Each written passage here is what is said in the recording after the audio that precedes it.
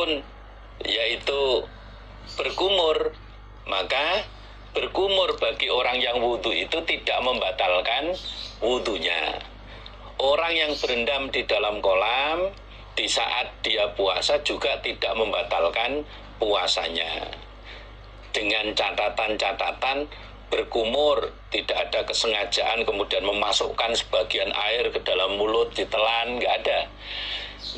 Kemudian berendam dalam kolam juga tidak minum air kolam. Kalau seperti itu tidak apa-apa.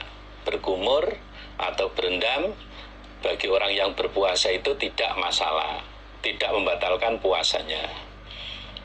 Waqala, dan berkata sopo Ibnu Mas'udin, Ibnu Mas'ud, yaitu Abdullah bin Mas'ud, idza kana, ketika ada opo yaumu saumi ahadikum, hari puasanya salah satu kalian, fal yusbih, maka hendaklah pagi-pagian siapa ahad, dahinan, keadaan memakai minyak, maksudnya memakai minyak rambut, mutarajjilan, lagi keadaan orang yang bersisir. Abdullah bin Mas'ud mengatakan, ketika datang hari puasa salah satu kalian, maka hendaklah pagi-pagian dia keadaan memakai minyak rambut, juga bersisir. Ini Abdullah bin Mas'ud memberikan saran atau anjuran bagi orang-orang yang berpuasa, hendaklah di pagi hari itu kelihatan rapi, walaupun keadaan lapar tapi tetap kelihatan rapi, memakai minyak rambut, juga rambutnya disisir biar kelihatan rapi. Ini lebih ke arah ta'adub, tata krama saja, tidak keharusan. Ini bukan keharusan bagi orang yang berpuasa kemudian pagi hari harus memakai minyak wangi, minyak rambut, tidak. Ini hanya saran dari Ibnu Mas'ud biar kelihatan rapi. Waqala, dan berkata sopo Anasun Anas, innali, sesungguhnya bagiku Anas, innali, sesungguhnya bagiku Anas, opo abzana, kolam, abzana kolam, at-taqahamu, berendam aku, fihi, di dalam kolam, at-taqahamu, berendam aku, fihi, di dalam kolam, wa ana, sedangkan aku iku shaimun, orang yang berpuasa. Anas, sahabat Anas bin Malik berkata, saya punya kolam, saya sering berendam di kolam itu ketika saya sedang berpuasa. Berarti berendam dalam kolam di saat puasa itu tidak apa-apa, tidak membatalkan puasa seseorang. Wa yudhkaru, dan disebutkan anin Nabi, dari Nabi sallallahu alaihi wasallam, annahu, sesungguhnya Nabi iku istaka, memakai siwak, siapa Nabi, wa huwa, dan dia Nabi shaimun, orang yang berpuasa. Ada hadis yang dimangkulkan, ada hadis yang diriwayatkan yang sumbernya sampai pada Nabi, bahwa pernah Nabi memakai siwak di saat Nabi berpuasa. Berarti memakai siwak di saat berpuasa itu tidak membatalkan puasa. Siwak itu kalau di Saudi sana biasa orang pakai siwak. Siwak itu ada kayu kira-kira sebesar jari, ada yang lebih kecil dari jari. Kemudian biasanya ujungnya itu dikunyah dulu. Ujung kayu itu dikunyah, ketika sudah lembek kemudian dipakai untuk untuk gosok gigi. Nah, memakainya nggak di samping gini, nggak dikesampingkan seperti kita pakai sikat gigi, nggak, tapi tegak begini. Digosok kanan kiri terus biar kotoran-kotoran yang ada di gigi, kotoran-kotoran yang ada di sela-sela gigi itu bisa bersih, bisa hilang. Nah, kalau umumnya di Indonesia ya pakai sikat itu, gitu. Memakai sikat gigi di saat puasa. Kalau dikiaskan dengan siwak ya berarti memakai sikat gigi di saat berpuasa itu tidak membatalkan puasa. Waqala dan berkata sapa Ibnu Umar,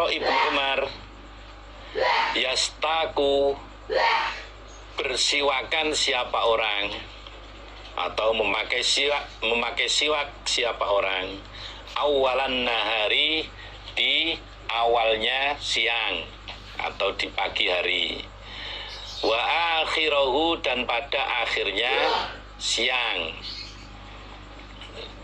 wala yabla'u, dan tidak menelan dia, riqahu, pada ludah dia. Ibnu Umar berpendapat boleh-boleh saja seseorang memakai siwak di waktu pagi dan sore, tapi tidak boleh menelan ludah sisa siwaknya. Menurut Ibnu Umar boleh-boleh saja seseorang itu memakai siwak di pagi hari maupun di sore hari, tapi tidak boleh menelan sisa ludah dari siwaknya itu. Habis digosok terus ada ludahnya terus ditelan, nggak boleh menurut Ibnu Umar. Kalau sudah digosok-gosok dengan siwak ya supaya diludahkan, supaya dikeluarkan. Waqala, dan berkata sopo Ata'un, ini daroda, ketika menelan siapa orang, ini daroda, ketika menelan siapa orang, riqahu, pada ludah dia, la aqulu, tidak berkata aku, atau yuftiru, mokel siapa orang, berbuka siapa orang.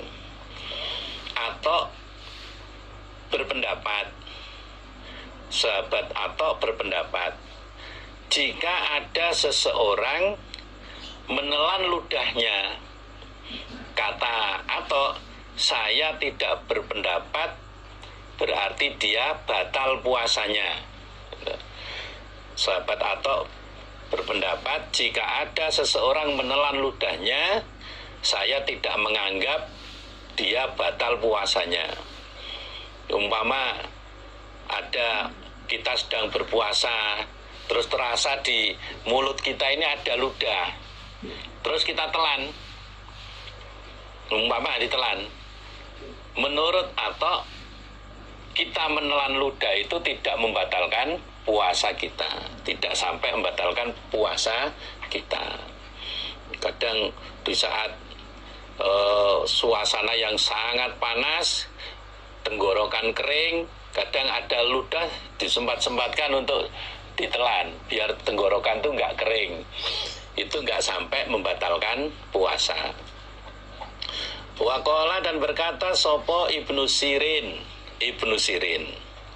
la ba'sa, tidak bahaya, opo bisiwakir rotbi, dengan siwak yang basah.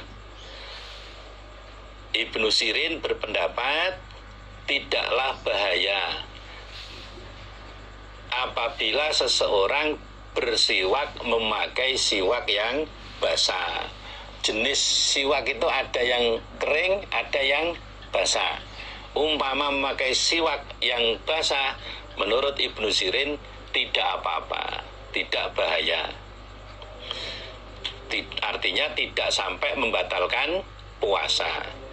Kila dikatakan lahu bagi siwak tokmun, rasa. Ibnu Sirin dibilangi sama muridnya, loh, siwak itu kan ada rasanya. Umpama kita pakai, kita gosok-gosokkan, itu ada rasanya.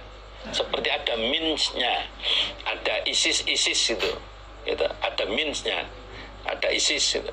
Loh, itu kan ada rasanya. Masa enggak membatalkan puasa? Itu pertanyaan muridnya Ibnu Sirin. Qala, berkata Ibnu Sirin, wal ma'u, adapun air, lahu, bagi air, tokmun, rasa.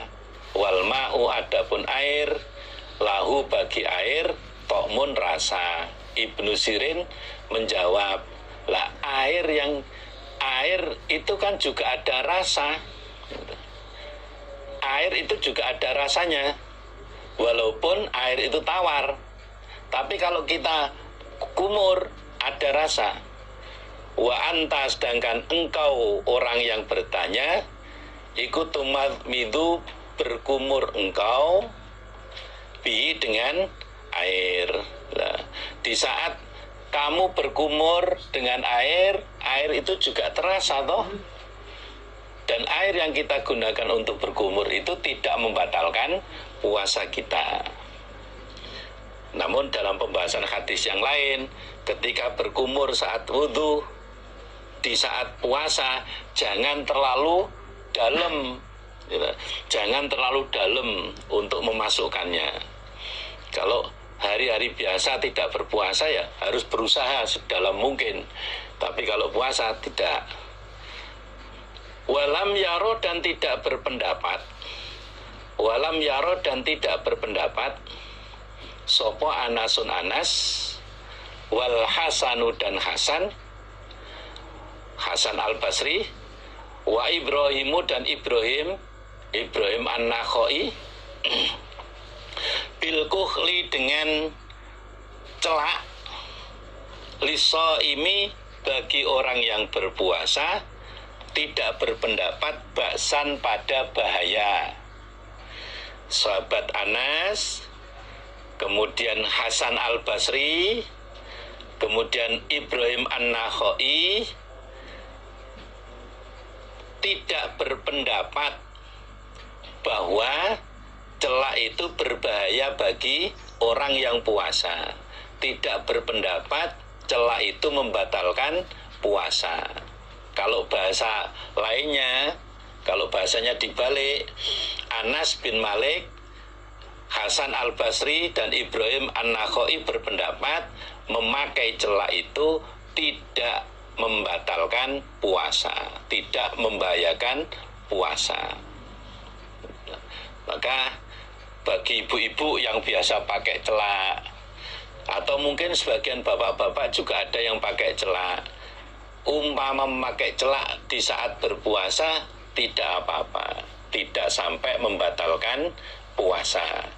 Insya Allah nanti di belakang akan ada kesimpulan mana yang membatalkan puasa dan mana yang tidak. Mudah-mudahan Allah memberikan manfaat dan barokah. Haddatsana Ahmad bin Shalih, haddatsana Ibnu Wahbin, haddatsana Yunus an Ibni Syihab an Urwah wa Abi Bakrin. Qalat, berkata sopo Aisyah radhiyallahu anha, karena ada sopo Nabi sallallahu alaihi wasallam iku yudrikuhu, menjumpai pada Nabi opo al-fajru, fajar, junuban, yang belum ada tulisan junuban, ditambahi kalimat junuban, jim, nun, ba, alif, ditulis gandeng semuanya. Jim, nun, ba, alif, digandeng semuanya.